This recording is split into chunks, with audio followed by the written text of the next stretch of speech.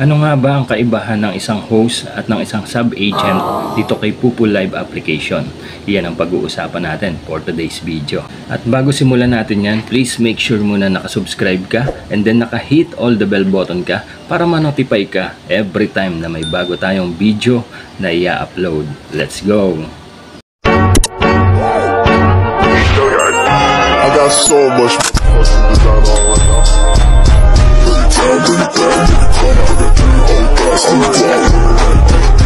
on right now.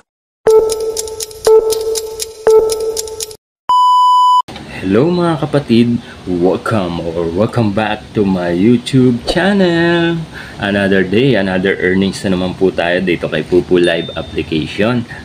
For today's video, ang pag-uusapan po natin ay ano nga ba ang kaibahan ng isang host sa sub-agent dito kay Pupu Live application. Yan ang pag-uusapan natin. Ano nga ba ang kaibahan ng isang host sa sub-agent account? Ayan, bali marami po siyang pinagkaiba. Ang kaibahan po, simulan po natin sa host. Host na sasabihin ko. Mamaya pa po natin tatalakayin yung sa sub-agent. Dito muna tayo sa host.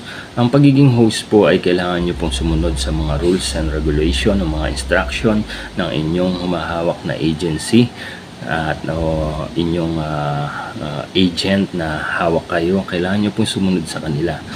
Kailangan nyo po kung ano mga pinapapasa ng inyong agency, yung mga screenshot ng daily tasking nyo, kailangan nyo pong gawin yun. O kailangan nyo, kunyari birthday nyo, yung mga birthday ayuda, yung mga benefits na binibigay ng isang agency. Kunyari magpapasa po kayo ng mga ID or proof na birthday nyo po talaga. Yun lang po, kailangan nyo pong sumunod kasi po kayo po ay isang host, isang member lang po.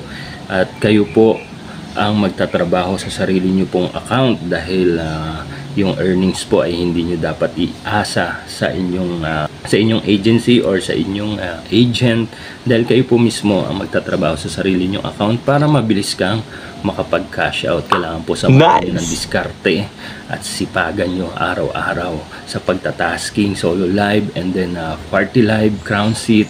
Yan po. Tapos yung mag-crown seat at mag-solo live, o pwede na po kayong umikot-ikot sa ibang mga party live para tumambay doon, maghunting ng fireworks, kuhanin yung mga mystery box, tapos makipagkaibigan, magpaalam po kayo kung aakyat kayo sa ibang mga party live dahil mas priority po kasi nila yung mga member din po nila. Ayan, kung hindi ka naman ka-member o ka-grupo nila, magpaalam po kayo para makaakyat kayo. Kung mga nagsusugal po yung ibang mga tao nandun sa taas, pwede po kayo magpaalam at umakyat kayo para mabigyan din po kayo ng mga blessings kung kayo man ay nag-iipon ng mga points para makapag-cash out. Ganun lang po kasimple ang pagiging host. Kailangan nyo po sumunod lang sa mga patakaran na isang agency, gawin yung mga instruction, yung mga guidelines, lalo na sa mga solo live, kung ano ba dapat iwasan sa party live, kung paano ba makipag-trade. Ganun lang po simple. Ang kaibahan naman po ng pagiging sub-agent, ang sub-agent po ay ikaw po yung hawak ng isang agency, sarili mong agency, dahil ikaw ay isang sub-agent at i-guide mo po yung mga member mo o yung mga na-invite mo, yung mga bagong pasok sa iyong grupo. Yan po, ibibigay mo po yung lahat ng mga idea, mga information, lahat ng mga guidelines, tuturuan nyo po sila. Yan po yung pagiging sub-agent. Pagiging sub-agent po ay medyo iba po ang kitaan ng sub-agent to host. Kaya sa mga gustong mag-sub-agent dyan, pwede po kayo, mapalalaki man o mapababae, pwede po kayo mag-apply ng sub-agent kung kayo man ay mahilig mag-invite ng mga kaibigan, kung magaling ka sa mga makipag-usap, makipag-communicate sa ibang tao para turuan sila at para maipasok mo sa iyong agency. Yun po, pwede po kayo doon sa pagiging sub-agent. So, yun po yung pagiging sub-agent. Tuturuan mo yung mga bagong pasok, bibigyan ng mga guidelines, i-guide lahat sila at ibibigay yung mga benefits ng isang ng mga member mo bibigay mo yung mga benefits gaya na ng weekly ayuda, yung mga pakonsuelo, o birthday ayuda, or Christmas ayuda, or New Year ayuda. Marami pa pong iba na pwede nyong ibalik naman sa inyong mga member kung kayo naman ay isang sub-agent at kumikita na at nakakatanggap na ng mga blessings. So ibalik nyo rin naman po sa mga member nyo kung ano may natatanggap nyo. Give and take lang po, ganun lang po yun, no? So sa pagiging sub-agent, ikaw ba isang gamer o isang streamer at naghahanap ka ng mga murang bilihan ng coins? And perfect po ito. I recommend CocoDP. Paano makapunta sa shop nila? I-click nyo lang po ang mga nakapin comments sa description down below at madadirect na po kagad kayo agad-agad kay CocoDP. Pag open nyo yan, makikita nyo agad ang mga top sale at mga direct top up na bagay sa mga gamers, sa mga mahihilig sa Mobile Legend, PUBG, Genshin Impact, ayan, at marami pang iba. At kung ikaw naman ay isang live streamer, perfect na perfect sa inyo to. Nandyan si Bigo Live Application, si Pupu Live Application, si Imo, Star Maker, Live, at si Miko. Ayan, at marami pang iba. So i-click nyo lang po kung anong application ang ginagamit nyo.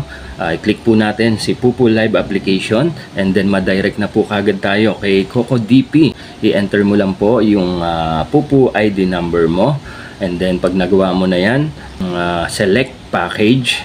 Ayan, mamili na po kayo kung anong mga package na gusto nyo. Yung may mga free coins, na marami pong free coins na giveaway kay CocoDP. And then select payment method.